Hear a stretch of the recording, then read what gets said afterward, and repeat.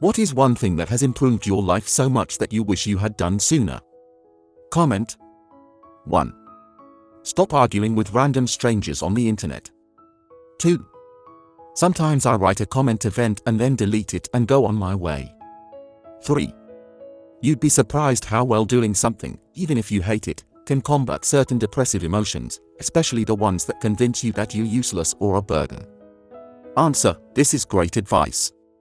For me, the triple 30 worked wonders. Each day I would spend 30 minutes cleaning, chores, 30 minutes exercising, and 30 minutes self-improvement, which could be anything. Example, practicing guitar. Get home from work, finish the triple 30 in 1.5 hours, and oh man, the laziness after that feels so good and so earned. And what's 1.5 hours? Nothing. I highly recommend it. Edit. Not only does it annihilate housework, its biggest effect on me was kicking the body of my depression and anxiety. It hasn't gone away, but it's much more manageable. Edit 2. Thanks for the awards. I am absolutely delighted that this resonated with people. It has made a huge difference to me. 5. I've never heard of this before, but I think I'm going to start doing it. Thank you. Answer. If it helps at all, I use the 5-minute rule.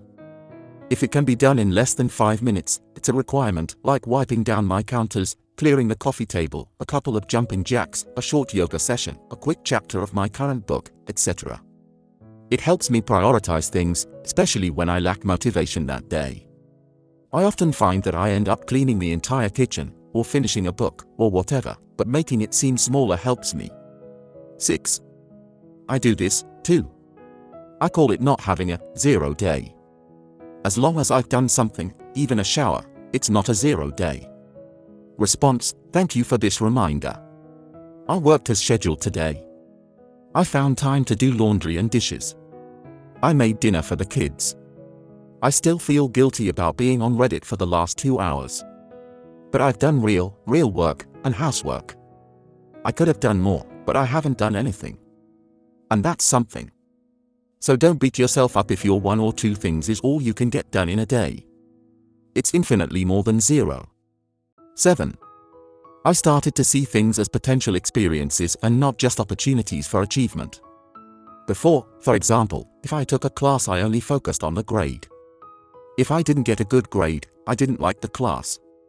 I wouldn't even start a book if I thought it might be too difficult or too long, and I wouldn't finish it. Then I realized that the point of classes, and books and other things, was to learn, and that the hardest ones were the ones I learned the most, even if I didn't get the best grade. I started doing all sorts of things with the idea that I just wanted the experience. Even if it was the worst one ever, what did it matter? I wasn't there for the achievement, I wanted to learn things. This also works socially, and I started taking a lot more risks, telling myself that, at the very least, it would be a learning experience. I once saw a saying, it's only a failure if you stop trying, otherwise it's an experiment. I love it. Answer. A good quote goes something like this. To be good at something you have to be brave enough to suck at it for a while. I don't know if it's something someone famous says, but it's what I tell young people. Even older people. 8. I moved out of the state I grew up in. I didn't know how unhappy I was. I had gotten used to being miserable, and now that I'm in a better area, I'm a completely different person. Response. I did this, but I moved to the other side of the world. It's amazing how much background stress disappeared when I finally accepted that I wasn't meant to be where I was. I miss my family, but we are still in regular contact, and I have a lovely family found here. Sometimes getting up and leaving a place that's not for you is the best thing. 9. Learning to set limits and say no. Respond. It is so important to be able to do this, and although most people realize the benefits to yourself, it is so much nicer to have a partner who you know will say no, and will set boundaries.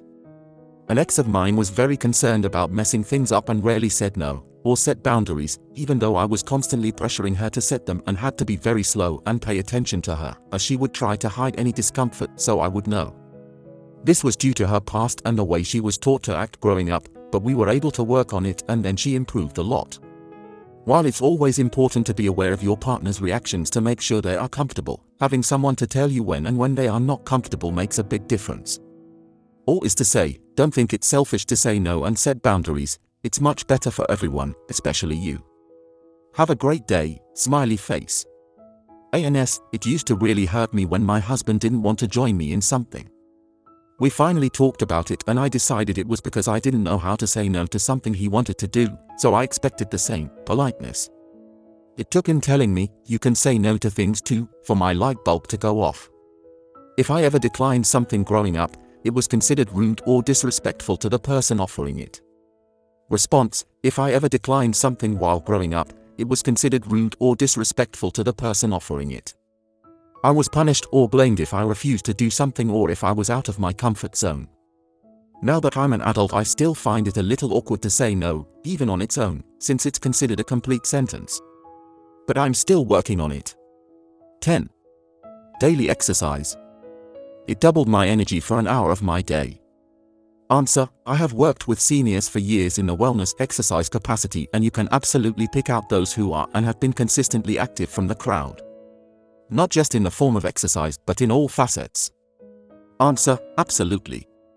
A few years ago I had a client in his 70s who basically never exercised and was pretty much confined to a wheelchair and had a diminished quality of life. Last year I worked with a couple who were 81 years old and committed to staying active most days of the week, doing resistance training, mobility work and balance exercises for many, many years. They continued hiking and cross-country skiing adventures while I worked with them. In conclusion, as a former martial arts instructor told us, the best way to stay in shape is to never lose it. Answer: that's one of the most important things those studies about how exercise could add 5 years to your life never include. Staying active may add 5 years of longevity to your life, but it will also add another 5 to 10 years of quality of life. And honestly, even before health problems related to lifestyle disorders start showing up, you'll probably have a better quality of life. 11. What I didn't anticipate from regular exercise was how much exercise would turn into recreation. I exercise about 3 hours a day, and only one of those hours is with the idea of, I have to go to the gym, actually lifting weights, which I like but have to force myself to start. The other 2 are distressing and relaxing, running and swimming. I do all 3 in a row and love it. Edit: since people are messaging me, some frequently asked questions. I don't have children. I have a full-time job, usually 45 to 50 hours a week, and am going to school for a master's program.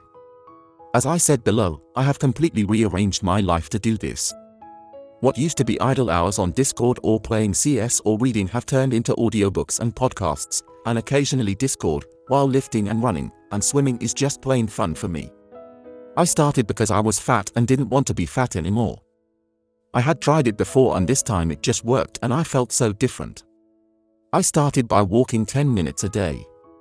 That turned into 20. Eventually it turned into an hour. As I lost it got easier. One night I got bored and started running at home, and I ran like I hadn't since college. I started jumping in the pool after running. I started lifting weights before running. I weight train 5 days a week, run and swim usually 5 to 6 days a week, and almost always swim on my rest day because I enjoy it. I don't know why this time and not the other times. I could turn around and put the weight back on very easily. You have to be vigilant. I still have weight to lose, and last month I plateaued. It was very hard. But it was also my fault. I wasn't doing what I needed to do. It works if you work at it. It's an emotional roller coaster. I binge regularly, I go up, I go down, but if I can do 5 days a week of strict eating, I lose. No need to ask me what I eat, you know what I eat. Whole foods, usually little red meat, in moderate amounts. I meal prep because I don't have time to cook during the week. I binge watch TV shows on the weekend while baking chicken and vegetables. Spices are your friend. It's not hard to make good food, you just have to work at it. I also eat all the vegetables before I eat my chicken or steak. It probably makes no difference, but I like steak and tolerate vegetables. The hardest thing was forgiving myself. Not calling myself a slacker because I missed a workout, not beating myself up for taking a break because I hurt myself. Realizing that it didn't matter if I messed up and ate 1,000 calories of candy and soda, what mattered was that I didn't say, well, the day is ruined, better have a burger and fries for dinner. It didn't matter that I skipped one exercise, it mattered that I didn't skip the next one. Getting in shape is 1,000 little decisions, and I make the wrong ones all the time. But I make the right ones more often than the wrong ones, and it's paying off. No one can force you to start. No one can tell you the magic combination of words that will make you go for it and stick with it. Whatever is going through your head, one day you realize that you're going to do it. Maybe it will make some people click, and maybe it won't. Maybe it will make someone click and in 2 weeks they'll be back to being a banana candy. Who the hell knows? Brains are complicated. But in 2 weeks I will have eaten 2,500 calories of ice cream, 1,000 calories of soda, at least 2 bags of various kinds of candy, pizza, fried chicken and all the other crap I eat on the weekends. But I will also have lost 6 pounds. Because I've figured out what works for me. Maybe you can too. Good luck to you. Thanks for coming to my TED Talk. Answer: I wish it were me.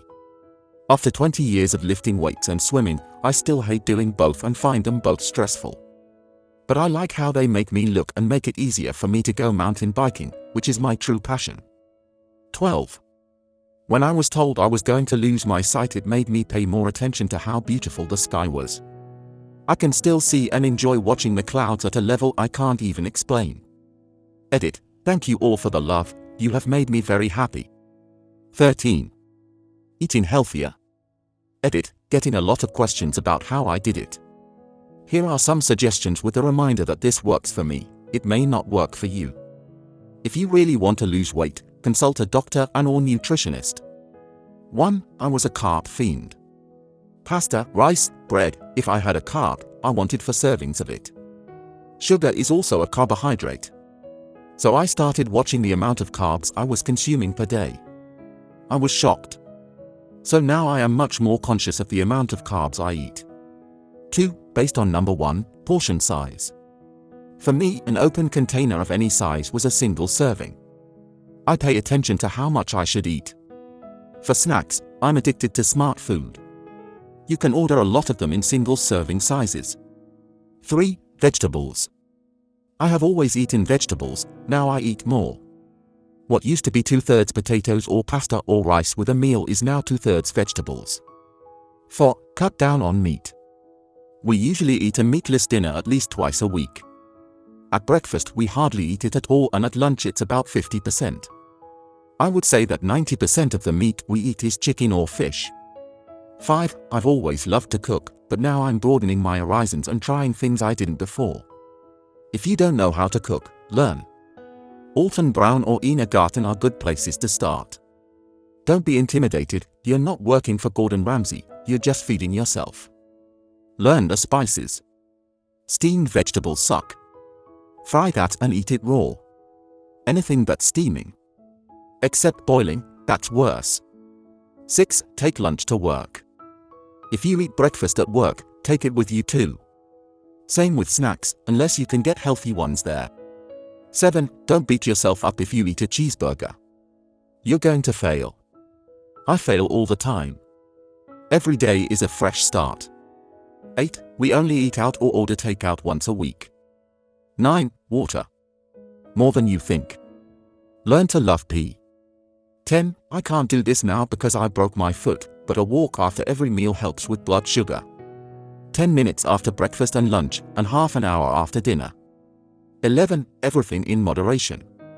You can eat butter or cheese or fried foods, but not at every meal. And keep what you are supposed to eat, it is much less than you think. Anyway, those are some of the things that I personally did. It worked for me, it may not work for you. I'm not a dietitian, just a guy who wanted to lose some weight. Answer: I'm looking at this after walking about a mile to buy donuts. This maple bar is good. I ate it because holy cow, this is the highest rated thing I've ever done, thank you very much. All I did was eat a donut. And because some ask, the distance of the trip was 2.2 miles round trip.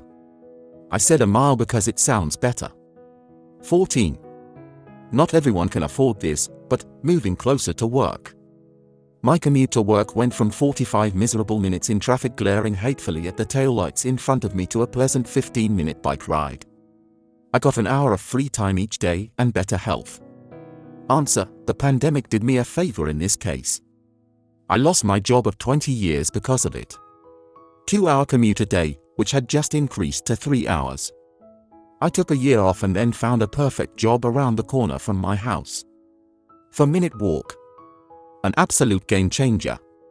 I took a 20% pay cut, but I sold my car to commute to work, and with the price of gas, we are much better off. The 3 hours I saved on my commute translates into more time to spend with my wife and kids. I am very happy.